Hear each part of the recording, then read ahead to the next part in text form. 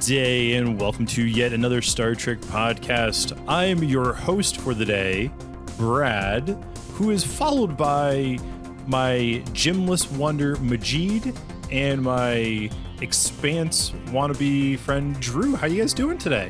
What's the Expanse? Whoa. What's the wannabe friend?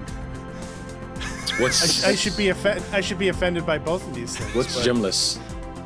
You know, I don't even remember saying wannabe friend. I just said wannabe Expanse.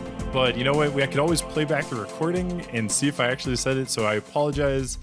You know what? No ill hard feelings towards my Expanse giving friend there. How you doing, buddy? What's the Expanse? Well, this MCRN shirt that I'm wearing makes me feel delightful. Good. I'm glad. It makes you look That's delightful, a very good too. show. Why, thank you, Majeed. I appreciate that. How's everybody been? It's been, I think, 2 full long weeks since we've chatted.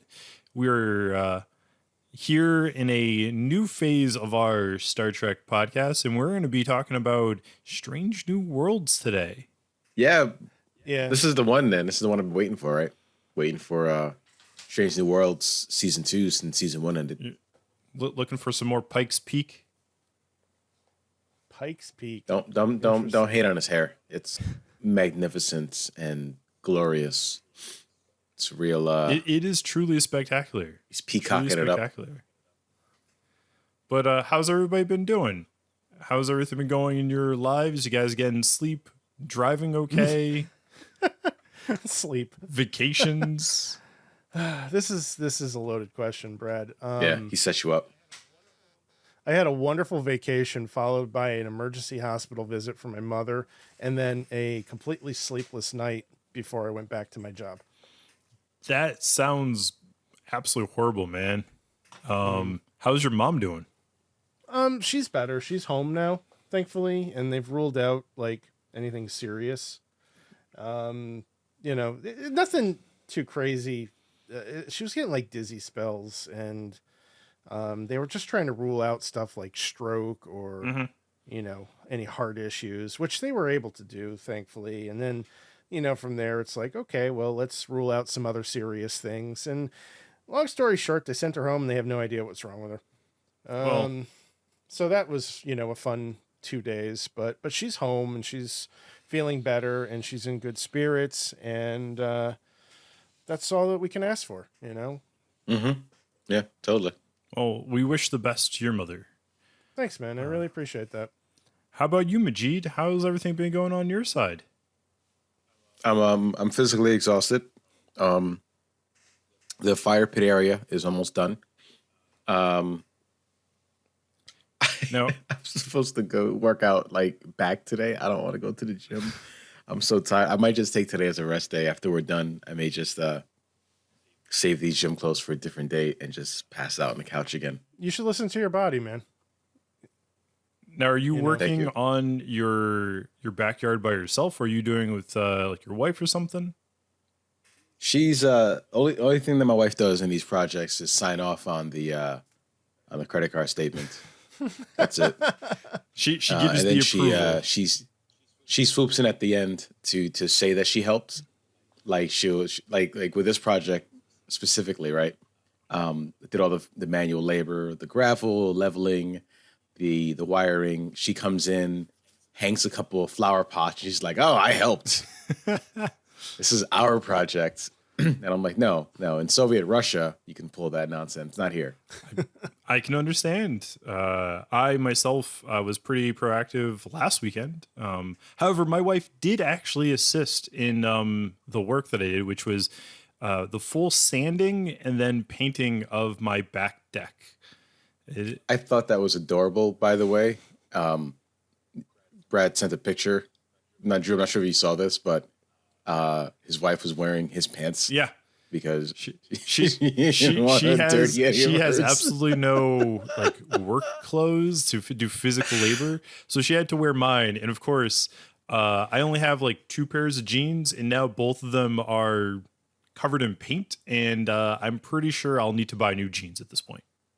Does seem that way. But I mean, you don't really leave your house very often, so That's maybe fair. you can get away with it for a couple years.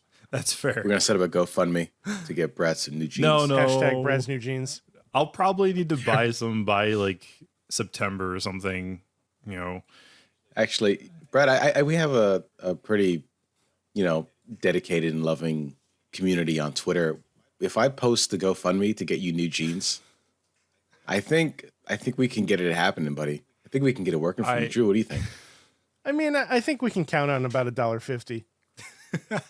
That's all he needs. Yeah. Just go to Goodwill. Goodwill.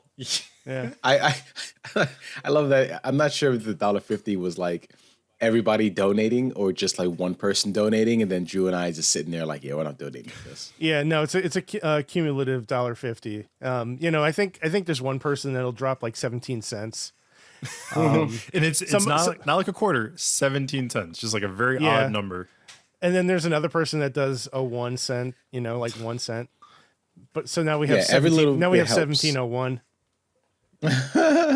Every little bit helps.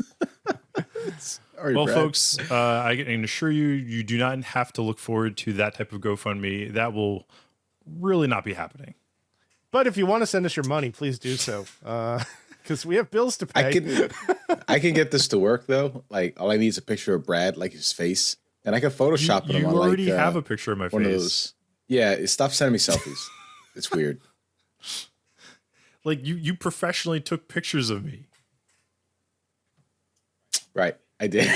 I did. That was for a different purpose. Yeah, no, and I do want to emphasize that it wasn't just of me. It was me and my wife for our Right. posts or pre-birth thing. So it's like the pregnancy pictures.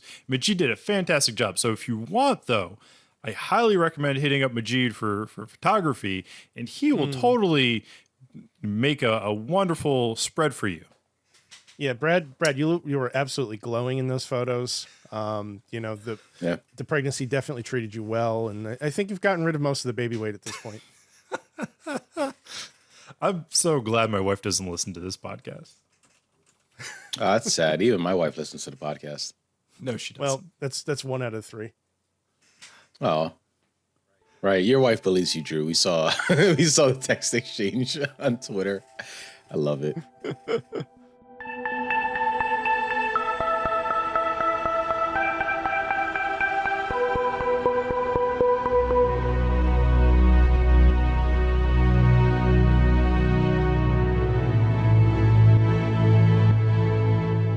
But hey, guys, I want to talk about Pike's Peak. Okay, so let's get into this episode. Sounds like a plan. Give Episodes. me 1 second. Brad's like, let's get into this episode after this short commercial break.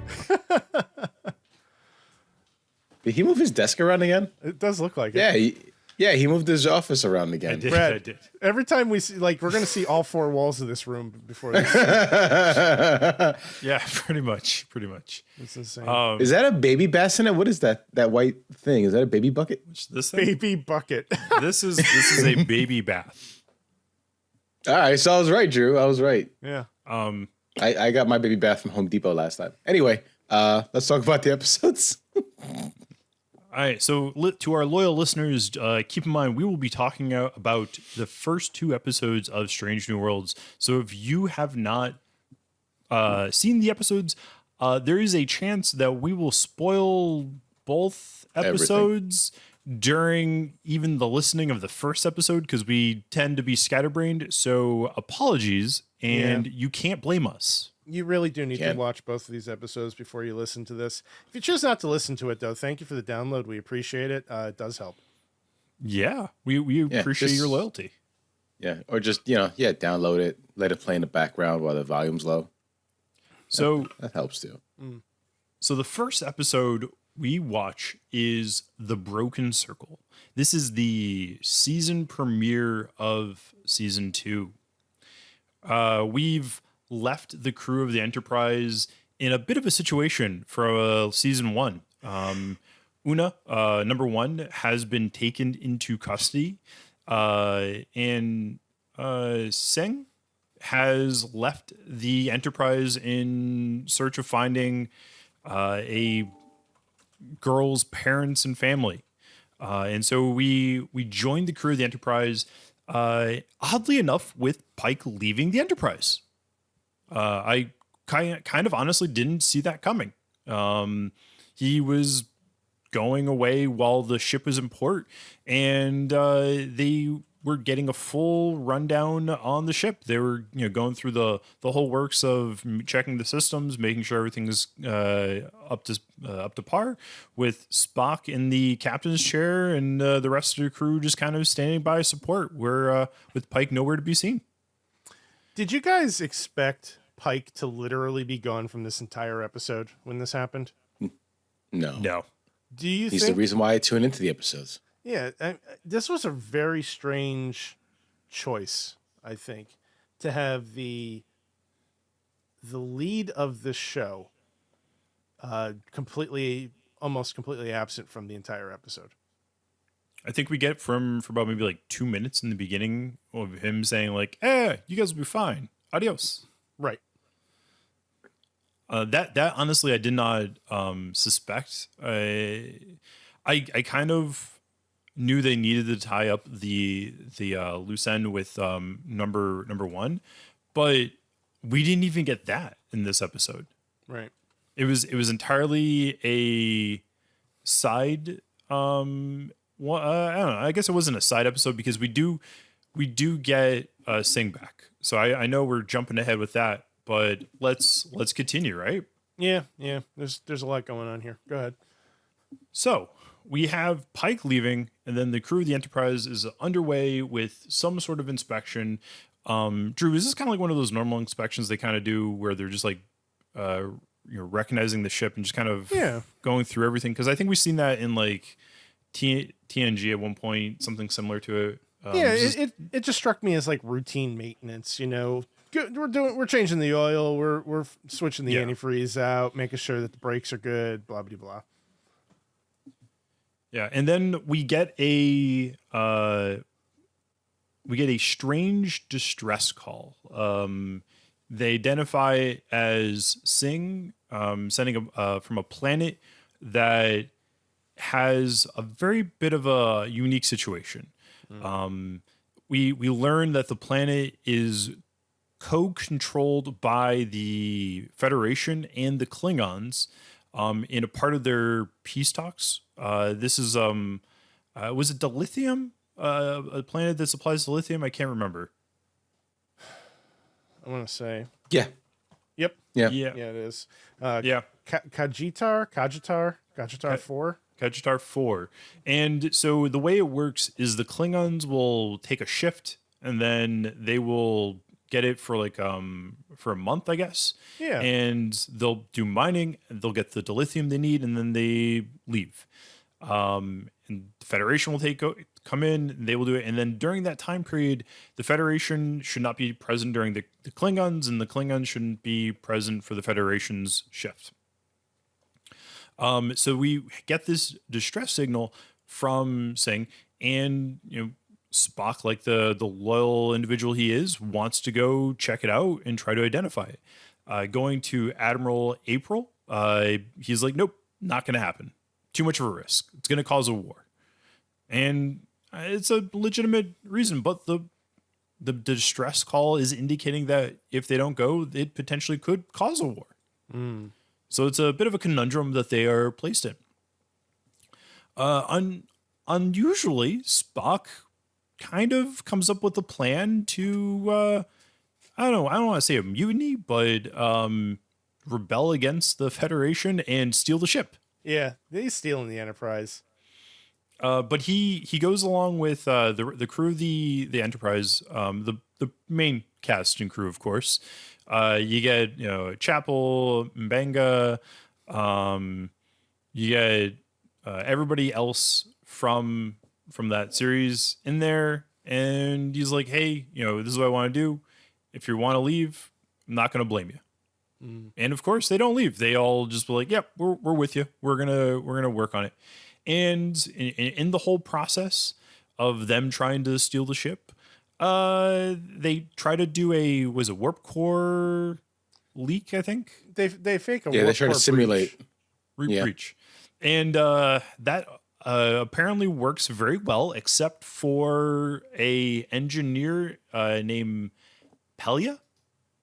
Yeah. Is that how you pronounce her name?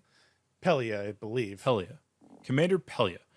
And I don't really know if she's gonna be around much longer, but she was kind of quirky, a very odd individual who apparently like lives forever, I guess. Yeah. I did a little digging on this because I was kind of curious. I'm not familiar with the actress Carol Kane. But Seriously? apparently I should be because I guess she's kind of legendary. But I went through her film credits and there really wasn't much that I've seen that she's been in. And I just Do you know who Carol Kane is? She's an actress, right? Do you know any of her work that she's been in before? I'm gonna go with no, but no. I feel really heartbroken from the two of you. I'm good at doing Was she that. in The Expanse? No, she wasn't. She's been in a bunch of stuff like Taxi, Scrooged. Like she's phenomenal in her work. Didn't she I'm win sorry. like an Emmy or an Oscar too? Like she's won awards. Oh, definitely. I just know her from a bunch of nerdy crap over Right. the years. Well, since I had no like point of reference for who she is and what she's done, I did a little bit of digging, mainly because of her accent in this character, which I'm not sure I'm really a fan of, but I'm willing to give it some time. And for those of you that are uneducated like I am, no, she does not normally speak that way. She has a perfectly normal speaking voice. So that's how I got started down this train. Trying to find out if Carol Kane is in fact speaking like this normally. She does not. Turns out she's playing a character from a species called Lanthanite, which this is the first time I'm aware of them being in Star Trek. And they live for thousands of years. And she decides to join the Enterprise because she's literally bored. Yep. So, you know what's funny, Drew? I like that they always bring in new species to Star Trek. It's always fun to see. But I've noticed in some circumstances they're bringing in species that they technically could have already used, like Gaiden. Her species, like they could have just used one of her species. The Elorians, yeah. Elorians, yeah. Guinan would have been a nice choice. I agree. Well, it didn't have to be Gaiden. It could have been like... Well, no, but I mean, Elorians would have been a fine yeah. choice. It could have been like that, because then that would have just made perfect sense. And I think that would have been more, homage to the fans than anything. Just picking up one of those characters. But yeah, no, it's she doesn't talk that way normally, and I think it sounds like it reminds me of her character on Taxi, where she had an accent. It wasn't like from America, so it was kind of similar in that. Yeah. But she is a quirky new engineer who figured out what they were doing, and then proceeds to tell them how to do it properly, so it actually looks like the warp core is going to explode. I didn't see that coming. Did not see that coming. Yeah, I was kind of surprised how hard she leaned into that. It's like, But- I'm new. You don't know me. I'm gonna help you steal the ship. Let's go. But I think it really boils down to what you were saying, is that her species, she's like, I think you mentioned it mentions at the end of the episode where Spock goes to her and like they're talking about her living so long, and he's like, oh, it's probably seeing the death of like your loved ones, and she's like, oh yeah, whatever about that. It's boredom. It's really boredom. And I was like, yep, that sounds about right. Yeah. Yep. Anyways, the crew of the Enterprise steal the ship and they head over to the Klingon settlement, the Klingon controlled settlement, I should probably say. And we cut to seeing Singh kind of going at it against some Klingons. They are doing a drinking game of blood wine, and she's trying to outdrink a Klingon, which I guess is an impressive feat in itself. Yeah, nothing I would ever recommend doing.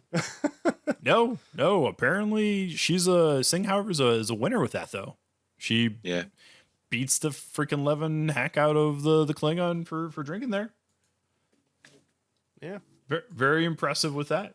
So then, that's however after winning, she then gets to meet with some other Klingon something or other, like a general or commander, in her investigation.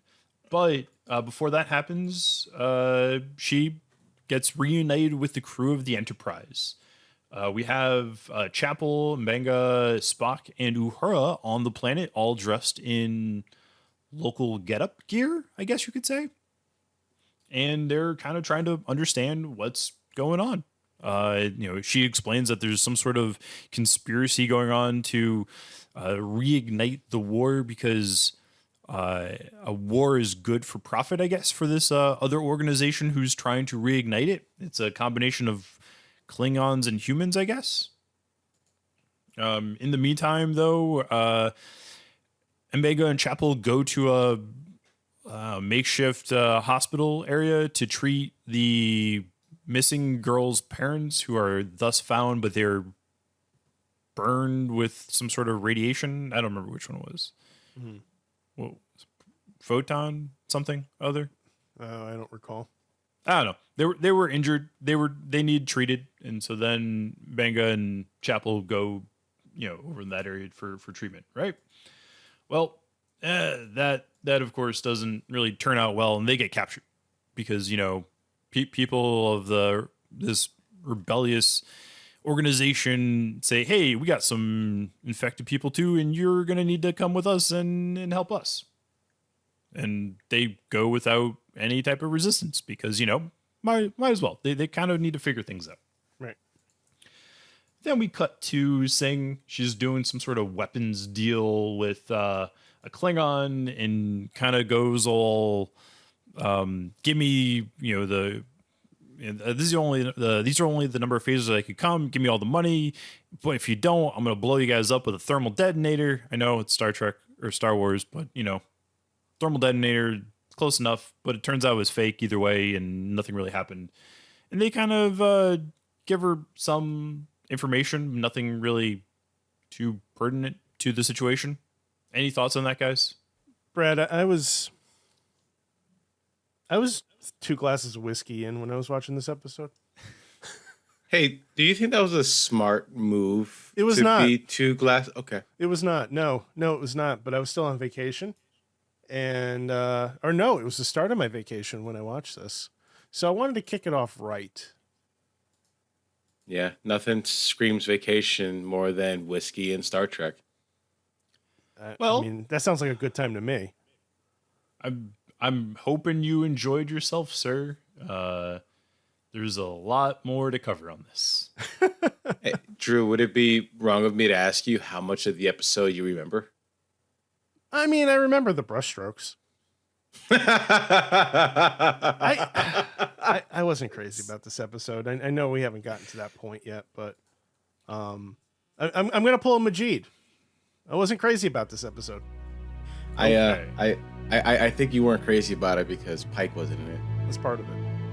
Yeah, that's the main reason for me.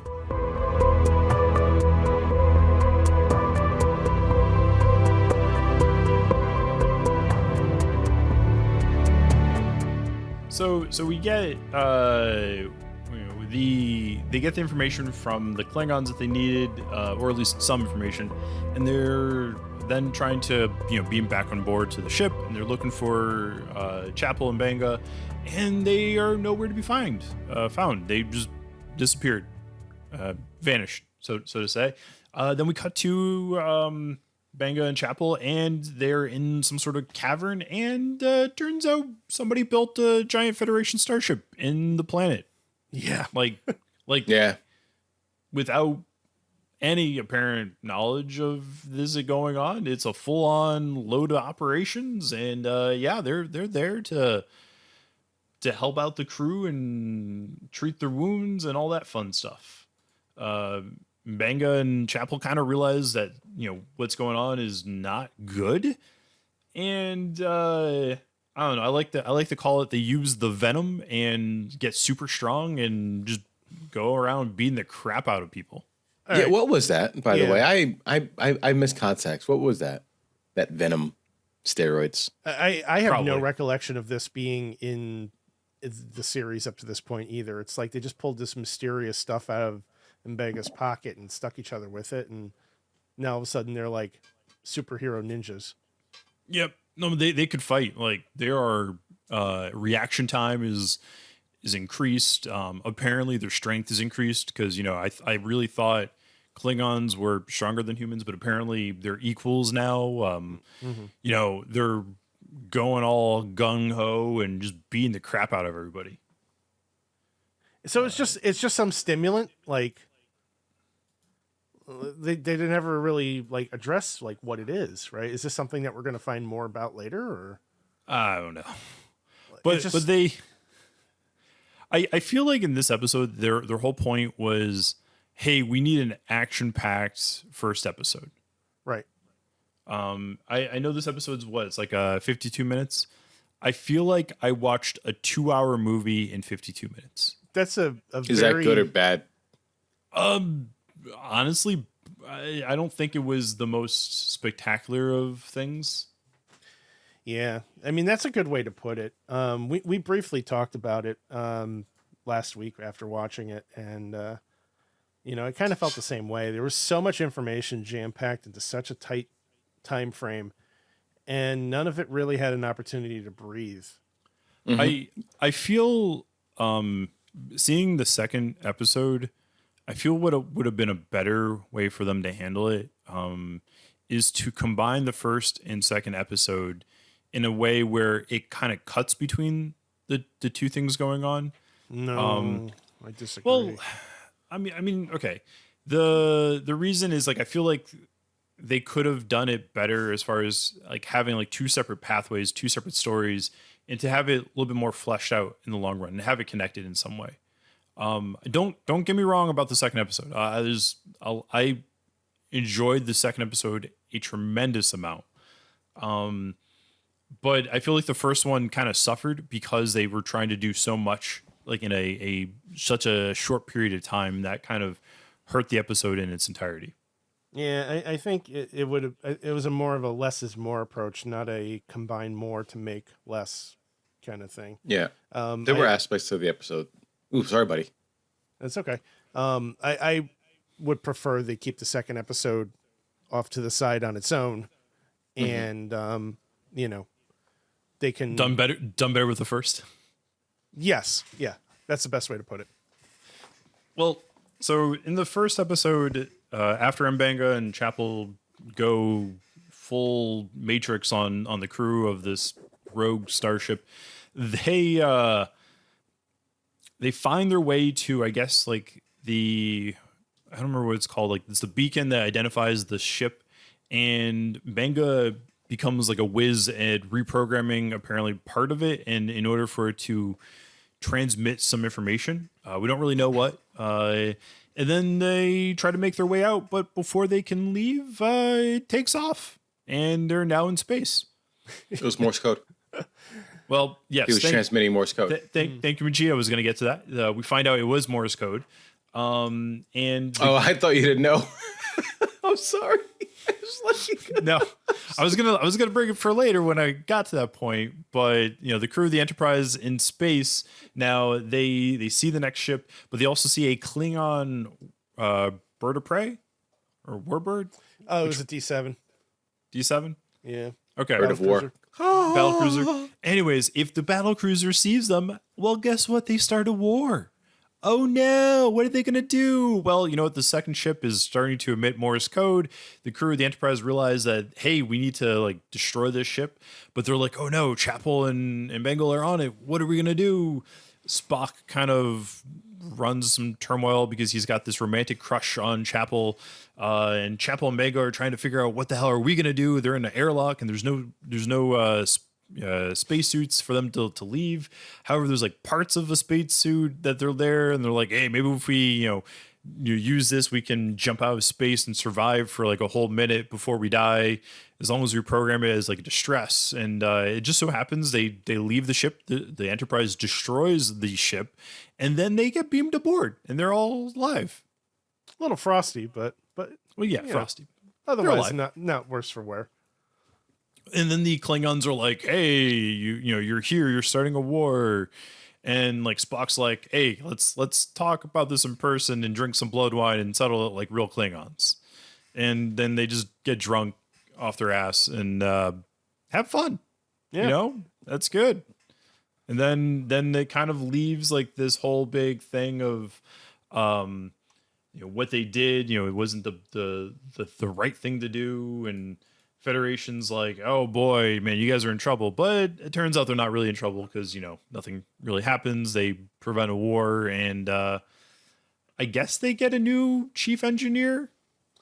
They also hint that the Gorn is advancing. Yep. So I guess Gorn. I guess that's going to be the big bad of the season. I'm okay with that. Like we almost never got much of that from the previous stuff, and I'm pretty happy with it. Yeah. So, what are you guys' thoughts on this episode?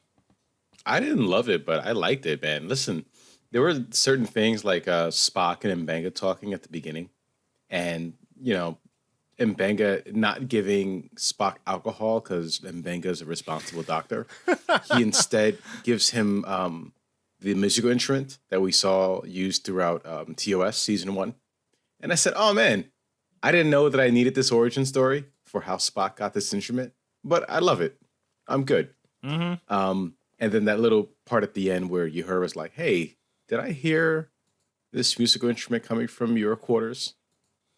Mm-hmm. And I'm like, oh, that's nice. Yeah. Because they already hinted that Uhura is a singer, right? Right. Mm-hmm. Mm-hmm. I mean, she was singing in that episode where Sam Kirk got Kenny'd. I knew you were gonna. I knew it. That's how you're gonna reference it. Where's Sam Kirk? Is he still not? Is he still in a coma? I can only assume. I can only assume. Gosh, that guy. So the episode itself, I think, kind of tried to do too much in such a short period of time. I understand why they put this as the first episode, because they wanted like an action pack to keep the average viewer interested. Because what follows next is not a very action packed episode. Yeah, it's tricky because you want to try to get people excited about your season, and the courtroom episodes that we're about to talk about have a tendency to be slower, and you run the risk of losing a part of your audience with something like that. So there is a strong case to be made of opening the season with something like this, and I don't fault them for that. I just wish they did a better job, because there's too much going on. There's too many moving parts, and just some of the stuff really was like you had to disconnect your brain and make a logic leap for it to work, like the serum that they injected themselves with, or the leaping out into space thing, which I know they've done shit like that in Majeed's favorite show, The Expanse. What's The Expanse? So I mean, it's not like it's like unprecedented or anything. That does exist, and they do believe there's a brief amount of time that you're able to survive in the vacuum of space before you're dead, but they've never done anything like that in Star Trek before, so it was a little jarring. Yeah. I enjoyed the episode, but I think from my perspective, this is one of the weaker ones. Weak for Strange New Worlds. Yeah. Which I think is saying quite a bit about the overall quality of the show. Mm-hmm. Mm-hmm. But I agree. Not a terrible episode, though. No. There's plenty of terrible episodes in TOS from my perspective compared to that one.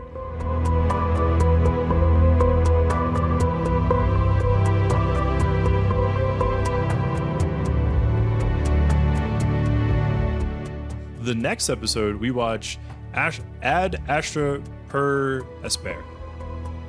Yay! Oh, my bad. Sorry. Yay, Brad. I said you it hear the clapping correctly. on the mic? Yay. No, I don't care. We start off with Merritt. Una as a child, apparently.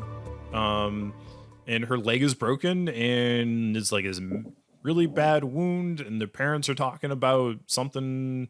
I've been like, making sure that she's okay, all this wonderful jazz. And it kind of cuts to the future with her in a meeting with like the prosecutor and her defense. They're offering a plea deal for her to be discharged from Starfleet dishonorably, but no prison time or anything like that. And her defense attorney is like, we should take that. And she's kind of like, hey, how can I trust this guy when he works for you? And that's a valid point. It's like, how would you trust an attorney who works for the prosecutor, kind of in that sense? Then we cut to Pike. He's on a planet and he's wearing a mask because apparently it's inhospitable to humans. But what are they called? Alarians? No. Yes. Alarians? Yeah, the Alarians are fine. They're like, yeah, this planet's great. We love it. And he gets to this defense attorney's office and is like, hey, I want to speak to her. And they're like, no, you can't. But then apparently his oxygen levels are about to go away and he's about to die in the seat while he's in reception. And the receptionist is like, crap, I can't have this guy dying in my seat. So I got to get him to my boss and make it her problem. That's essentially what it was. Yeah, he like calls their bluff and like is fully prepared to suffocate to get what he wants. Well, sure enough, they let him in, and as soon as like his thing's about to expire, they like, hey, you can now breathe the atmosphere in this room. Now this is this what he was supposed to be doing the entire time the Enterprise was off doing their thing, getting Singh back? Yeah, they overlap in that way, I think. I believe so, yeah. And so then the amount of time it took for them to do all that space shenanigans, it was him just going to a prosecutor and getting her to join. Yeah, that's essentially what it was. Pretty much. Sounds about right. So we meet this prosecutor. What's her name? Nira. We meet the prosecutor Nira, who apparently was friends of Una's, but they've had a falling out. And she's no real interest in defending her, but Pike piques her interest by kind of smooth talking her into getting her to go with it. By saying, Brad, hey, you could totally make more precedent here and get parents from your other cases on Starfleet. You like that, right, guys? Oh my god, I loved it. Okay. Well, he gives her the information for the actual case, but apparently she already has it, despite not having access to it before. So, who knows? But she takes the job, and she becomes Una's defendants. What are your thoughts on her? I had such a crush on Nira. Like, not the actress, right? I'm talking about the character. Just everything was like a power suit. Everything was calculating and measured and just oozed power. Yeah. It was ridiculous. Yeah, she has a level of confidence and power and knowledge that we have not seen in quite some time from any actor. Yeah, I'm actually pretty happy with the actress they chose, especially. I think she did a phenomenal job in this episode. Oh, tremendous. Yeah. Yeah, and she's not a newcomer by any means. She was on the show American Gods. Who'd she play? Oh, yeah. Yeah, I remember that. What was that, True? Who did she play on American Gods? One of the gods. I never watched the show. Neither did I. I was just kind of I remember people talking about her performance. Just even doing a quick Google search. It's like, oh, okay, that was the one. Maybe the love goddess. I don't know. I Listen, I know more about The Expanse than I do American Gods. What's the She was the love goddess. Yeah, it's She like was? she Okay. was. I think that's the best way to describe her. Yeah. You watched So the then show, maybe I didn't you? know more about I American watched like the Gods. first half of this first season and then I stopped. Okay. But we move on into Pike's parlor where he's cooking dinner, and his girlfriend comes in, the prosecutor, and she's What do you like, call? "Yo, what are you doing? Why is she now getting this new defender? Like, why is she not accepting this offer?" Well, Pike's like, "Hey, it happens. I have no control over this thing." Spot on impressions of them both, by the way. Oh, Spot on. Totally. And in that case, well, that pisses her off. And so when Una is meeting with the judge, I think it was, they're like, no, we're gonna change what the prosecution wants to do, and they want to put her in for prison for like 20 years, and on top of the dishonorable discharge, like increase everything to a ludicrous amount. Yeah. Yeah, And they're to really me- throwing the book at her. To me, from what it looked like, the Vulcan who is a part of the prosecution is behind most of that most of the method of way the prosecution's handling things, from the way it was looking from my appearance. Yeah, Admiral Pasalic or Paslak. Pasal? Pasalic. Yeah, I think there's an I that's Pasalk. Admiral Pasalk, the Vulcan who is apparently a jerk and is good at pissing off Spock. But that does not deter the defense. They're going to be like, we're going to fight the crap out of this, and they're going to get you off. In the meantime, we have Singh trying to find some information because she feels that some of the information was obtained illegally, as far as to Una's identity as being an Illyrian. That we'll find out more of. There's a whole big conversation about Spock and Pasulk, who apparently they got very they had an outburst apparently, which was the way I can describe it was a casual conversation of two people talking very quietly. They didn't even look like they were talking. They looked like they were just staring at each other. Like they had a staring contest. Yeah. I love this. This was a great scene. But Mbenga, and it was who was it with? Ortega's. Yep. Mbenga and Ortega's doing the narration of the whole like interaction. They were having a very lively conversation according to Ortega's. It was pretty funny. Mbenga was like, "Yeah, you're not really understanding. Those two hate each other."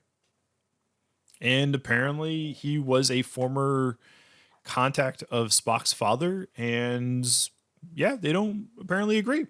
I think Spock said he much. brings out the worst in him. Yep. He did. Now, Singh is trying to get Uhura to provide some information that is not ethically legal, I guess. And so she's like, yeah, I'm not going to do that. And it kind of stonewalls Singh's approach towards what it is. So back in the courtroom, however, the first to be called to the stand is Admiral April. He was the individual who sponsored Una and really encouraged her, to pursue her career. The defense asked, if you had known all this information, would you still sponsor her? And he's like, nope, I wouldn't do it. Then they kind of twist things around, and the General Directive 1, which is also referred to as like the Prime Directive. Yeah, General Order 1 and the Prime General Order Directive. 1. Yep. And they call out multiple times of when he deemed it fit to violate the order. and that of course did not really sit well with the ruling council, and they kind of were like, his testimony will be striked from this case. And you know what? Like, the way they took this was something a little different from the way I was taking it. I thought she was trying to prove that exceptions can be made when exceptions are needed. Well, I think that's the path she was started going down, but then it definitely shifted gears. And when they struck it from the record, like, you could tell that she was like intentionally trying to get that to happen. Yeah. So it was a very tense moment in the courtroom. And I have to ask Drew, when they were doing the courtroom, they had their hand over like this light source. Mm-hmm. Was that supposed to identify like lie detecting? I don't know. I feel like I've seen something like that before, but I'm having a hard time placing it. I think it's possible that could be a lie detector. It might just be their version of a Bible, but I guess you have to leave it on there the whole time. If it was their version of a Bible, I mean, they're under oath, and when you take the oath, normally in court cases, we have a lawyer friend. You can probably correct us on this, but I'm sure they just take the Bible away. You're not holding the Bible. I think Brad's idea of it being like this kind of lie detector, you have your finger on it, and if they're detecting an elevated pulse, maybe they can detect if you're lying, which I think is great. I think we should probably do that more often. Yeah, I would like to know when Brad is lying to me. Oh yeah, all the time. He's lying to you right now. Yep, I lie every second of the day. That's a lie.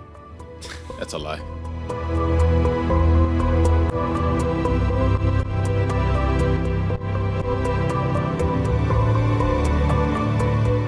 So we then move on to three other individuals who are testifying for the case. We have Singh, Spock, and Mbenga. They all go through their normal, hear this, kind of giving support for Una, providing, all of like good character, saying everything that they've helped her with. It was a very touching moment of the crew of the Enterprise providing that level of support. The one person that we don't see on the stand is Pike, however. Mm-hmm. And the reasoning is that they didn't want to cause any type of potential self-incriminating, discussions of when he found out, I guess, of when Una was like an actual modified individual. Yeah, they were trying to avoid him becoming like part of a witch hunt. Mm-hmm. Yep, and so that's a reasonable thing. But then we get to another meeting with Singh and what was the woman's name again? The defense, Nira. So Nira and Singh talk, and Singh is concerned that she was the one that told the Federation of Una being a genetically modified individual, but the way Nira said is that it would have been, it's like a 6-month turnaround time for them to get like any type of subpoena of personal logs, and so they're like, nah, that's not it. You can rest assured you didn't cause your best friend to be outed as a modified genetic individual. And so then they have Una on the stand, going through and telling her experience as a genetically enhanced individual, and it was a very unfortunate situation where when the Illyrian wanted to join the Federation, a part of their agreement was that no modification could be done on children going forward from that date. However, like any parent who wanted to give the best for their child, some people didn't listen. And so that kind of divided their culture, and half of the people were kind of following through, and then the other half were just doing it because they knew it would be beneficial to their child. And it expressed a lot of discrimination that she experienced over the years growing up. People were arrested for being modified. She mentioned that like her friends was her friend's cousin was arrested because he was modified and he was only a 10-year-old boy along with the parents. And there were slang that was used to discriminate using in a negative sense. And it was a very unfortunate situation. And she expressed how that she, despite all this, that she still wanted to join the Federation to help make a difference, to help the less fortunate. What were you guys' thoughts on that part? Were you guys kind of like moved a little bit like I was? It was a little heartbreaking. Yeah. We believe the Federation to be above this sort of behavior. But there's always pockets where stuff like this happens. We've seen it with artificial life, with Data, with androids in Picard. And now we're seeing it here with the Illyrians, and it's heartbreaking because we've the Federation is supposed to be this utopia, and it is, but there's always a sacrifice for them to reach that utopia. Are you talking about the Data episode Measure of a Man? That is one of them, yeah. Yeah. Without ever seeing Measure of a Man, I can honestly say that Strange New Worlds did it better. Oh, well played, Majeed. Well played. But with Una on the stand, we learn who actually turned her in, and it was herself. She was the one that said, "Hey, I'm modified. Come get me." Yeah. And she explained that she wanted to. She was tired of hiding, wanted to help other people. Then the prosecution, our lovely friend Pasulk, tries to get Una to say, "Hey, when did Pike actually learn about your modifications?" And it was a lot sooner than her admitting that she was modified to the Federation. And so Pasulk's mindset is like, well, then we don't have just a issue with the individual being modified. We have conspiracy, a much more grievous charge that would incriminate Pike as well. That was a little bit of a concern, right? Yeah. I wasn't really sure how they were going to go with this. I was at that point kind of feeling that this episode was going to end maybe not necessarily on one of the happier notes. But thankfully, we got a different results. Yeah. We then... Oh my God, what's her name again? Nira. That's strike two. That's another demerit for you. Sure. So then we get Nira, who has this wonderful idea of bringing up a whole new mindset of an individual who is looking for asylum, going through and breaking down what qualifies as to what asylum would be warranted. And she points out specific situations to what Una is saying during her testimony that helped cover the need for asylum. The discrimination, the asking for support from the Federation, and sponsorship from those within it. And we have ourselves a happy ending because of this. Yeah. We get her to be her case to be kind of pretty much closed, not guilty, and reinstated. Yeah. Case closed. I don't. But Brad, remember, I don't think it was a completely new angle.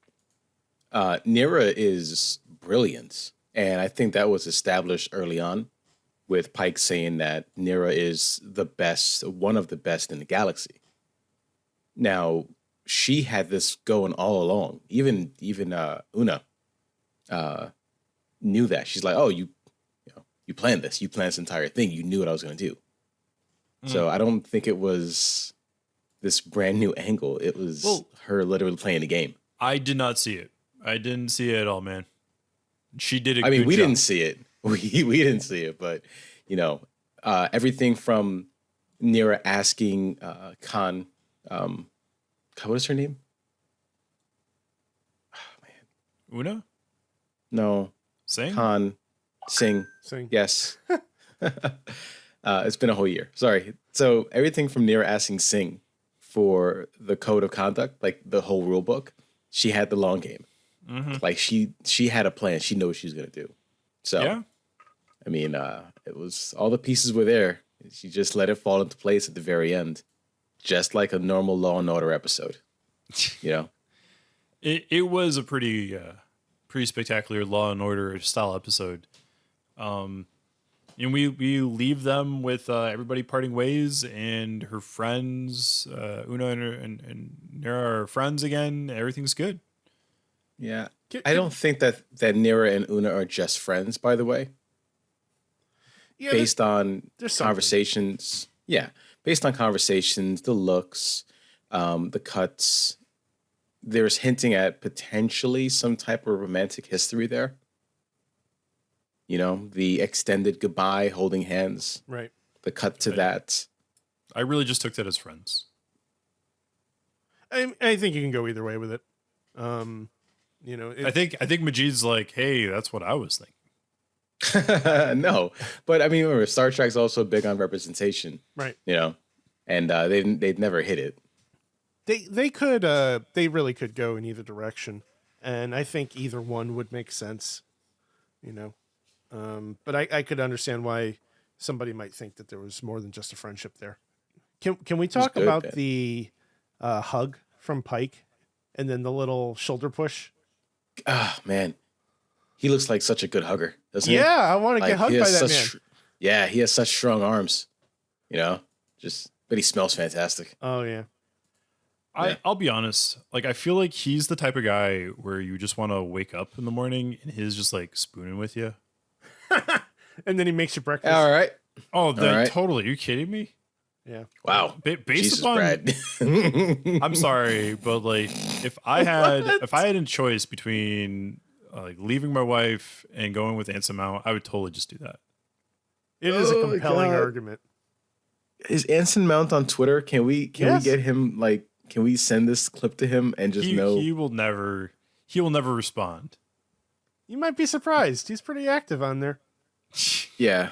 I would like to see what he thinks about Brad's crush. Like, I thought my crush was weird, but no, Brad is like, no, I want to cuddle with him. I want him to make me breakfast in the morning. Yep. I will leave my wife for him. Yep. Pretty much. Drew, I don't know if you noticed, but did you recognize one of the judges? Was it Tellarites? Yeah, we haven't seen too many Tellarites in Star Trek over the years, but they've been showing up in more frequency lately, which I think is pretty great. Mm-hmm. Big fan. The furry person? Yeah. Mm. Yep. Yeah. And if Majeed, when we get to them in TOS, it is kind of creepy. Yeah.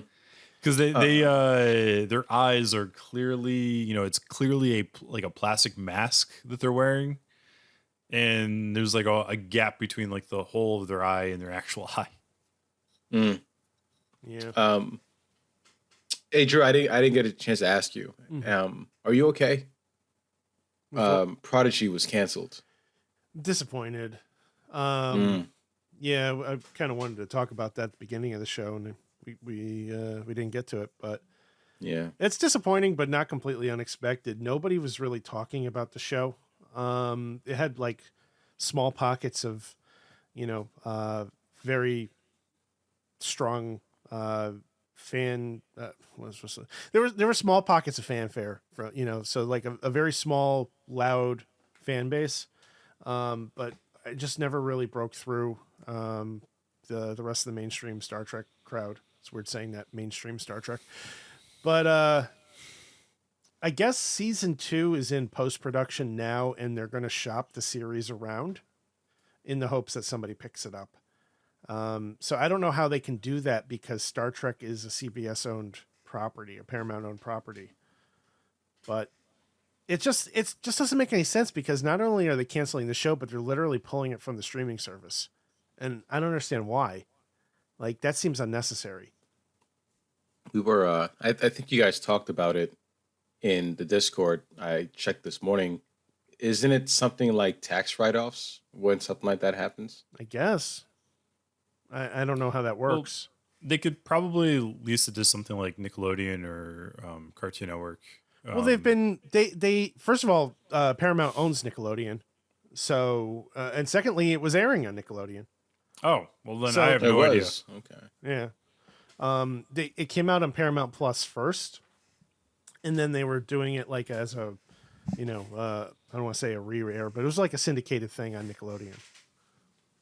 Netflix can possibly pick it up if you consider that at some point, Netflix and Nickelodeon, I believe it was Netflix and Nickelodeon that had a deal to air some of the older cartoons like Rugrats and things. They would just put it on the streaming platform. So I don't know, buddy. You may have to fire up that Netflix accounts. Yeah.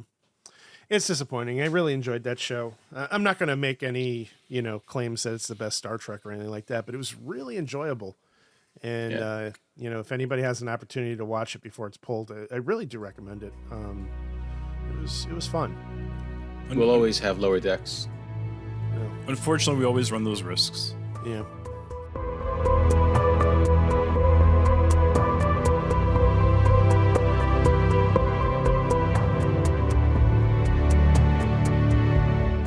Strange New Worlds was so far season 2 has been pretty good. I love this episode. I agree. Complete 180 from the last episode. Like, the last episode, I think, for Strange New Worlds was meh, but I think it was still better than a lot of Star Trek. This one, I think, is like on par with some of the best Star Trek episodes ever.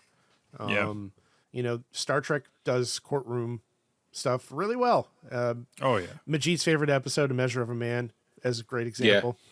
Of that. But again, Strange New Worlds did it better. Like, I have no frame of reference for TNG, but I really think Strange New Worlds did it better. I love your confidence in that, Majeed. Yeah, he's Thank you, quite buddy. confident. I think they did as good of a job. I don't, in all seriousness, I don't know that I could say it's better or worse. It's a different take on the same type of episode, and I think they did an excellent job with it. And I think they did an excellent job with the TNG one. So, I'm always going to have some sort of a nostalgia factor when it comes to TNG, but this was really, really good. Yeah. So far, we have a good roller coaster of a an actual season so far, up and down. Yeah. Or down and up, I should say. I wonder if Pike used his knowledge of the future to help Una. Well, Let me explain, right? Because in the season 1 finale, he heard that Una was in a federal penitentiary for 20 years. So he knew that information. Could he have looked up the details of that case to go hire Nira as the attorney? I'd have to refer back to that episode to refresh myself. But I can give you the footnote really quick. When he's on the ship, he finds out that Spock is number 1. He knows that Singh is still on the ship, so he asks Singh, "Hey, how's Una doing? When's the last time you talked to Una?" And Singh is like, I don't know. No one can talk to her. And Pike's like, "What do you mean?" "Well, she's still serving in that penal colony." this is in the alternate timeline, though. That was the alternate timeline, but still a version of events that would happen if Pike took a course of action. If you took a specific course of action, yes. A specific course yeah. of action that he did not know what it would be. Like, he didn't know that, he didn't know what that course of action would have been to make that happen. Well, he knew that. Well, the whole thing was the butterfly effect, right? Is it the butterfly effect? he sends the letter getting those kids away from Starfleet, and then this course of action happens. I understand. And then he kills Spock, right? And he starts the war with the Romulans. Yeah. But that was the only thing that would have been changed. Everything else would have still been the same, theoretically. Brad, you're a time traveler. Like, I feel like you should be helping me out here. Sure. Thanks, time buddy. travel totally works this way. Oh God, I need Franks. Oh, I need Franks so bad sometimes. Anyway, Jonathan? Drew, we can Jonathan Frakes? No. Well, I definitely need Franks. him. I mean, Yeah. I could Hey. always use a good Reich in my Speaking of cuddler, do you think Riker is a cuddler? Yes. You think so? Yes. totally. Yeah. I'm All not right. hesitating when I say yes. All right. Okay. All right. I'm not gonna ask how you know. You said it with such confidence. Yeah. All right. That's what a great way to end the episode. Guys, speaking of time travelers, we have a time travel episode next week. No. Yeah. Is it Lower Decks? No. Is it Lower Decks? No, well, you- I don't know what Maybe. it is. We just It's- have a title. Tomorrow and tomorrow and tomorrow. Lon travels back in time to 21st century Earth to prevent an attack which will alter humanity's future history. Does not sound like Lower Decks. Wait, who Carol's back in time? Lon. Oh. I hope it's not another Groundhog Day episode. Discovery did that with Mud, and I think that was great. I don't think we need another one. Yeah, I would agree. I would like another Mud episode. I'd like another Mud episode. I don't want another Groundhog Day episode. Mud. I'm okay with Mud, Groundhog Day. Mud is still within this timeline, right? Like Yes, he's still yeah. within this. Yeah, because Discovery went into the future season 2.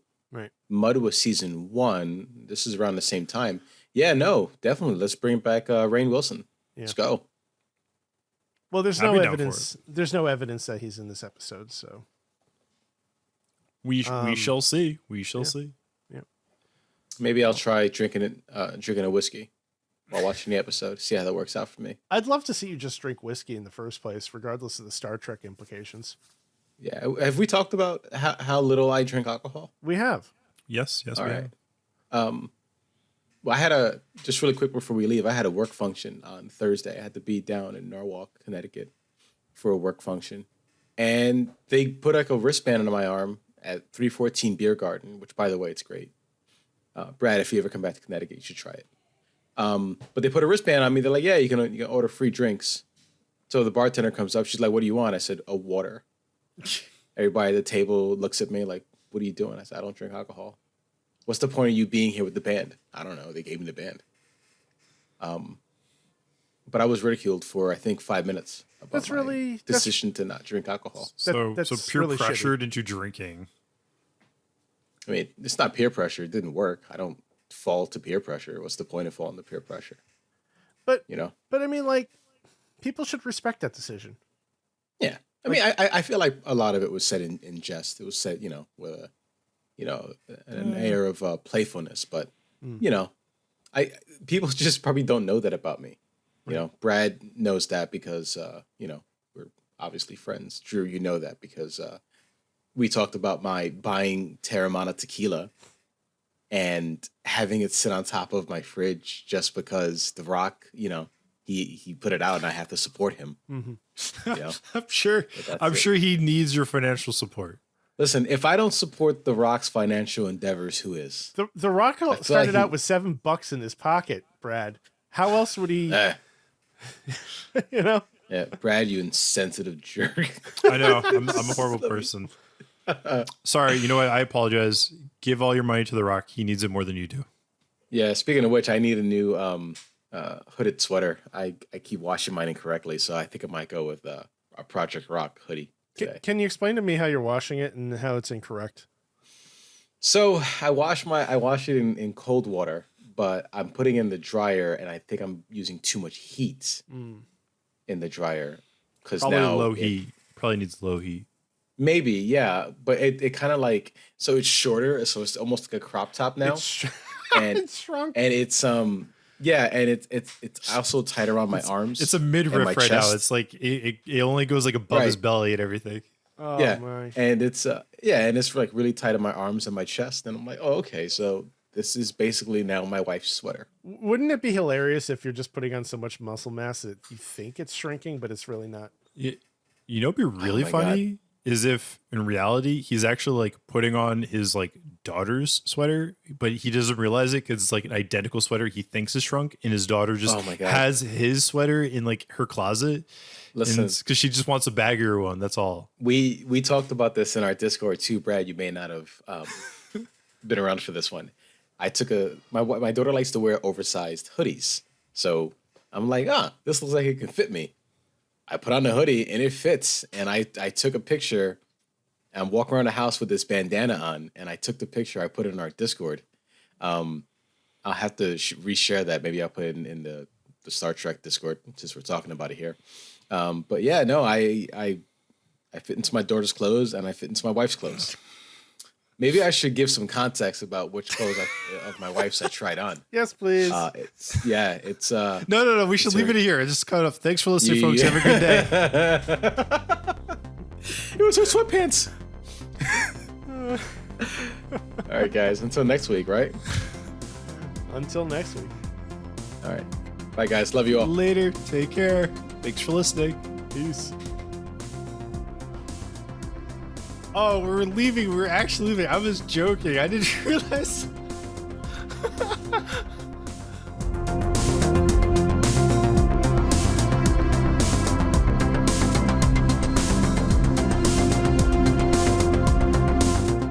Thank you for listening to yet another Star Trek podcast. We are part of the Retro Sessions Network. This episode was recorded on June 24th, 2023. It's hosted by Brad, Drew, and Majeed. Drew, that's me. I edited this program while Brad took care of the synopsis, and Majeed is responsible for all of our imagery and social marketing, except for the artwork of us as Lower Decks characters. We can thank George Ratau for that. And I have nothing to do with the music. That's all William Grobelar.